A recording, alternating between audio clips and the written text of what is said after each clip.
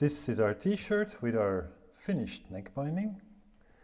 The only thing that I'm going to do now is here too, I'm going to trim back this extra fabric like that. Once again, we are very careful not to cut into our t-shirt itself. See that on the back we have a second row of stitches, so that's not so needed. Then I'm going to give it another press with the iron, and then I'm going to put this thing on so you can see what the end result is. So, can't stress this enough. Be careful not to cut into your t-shirt.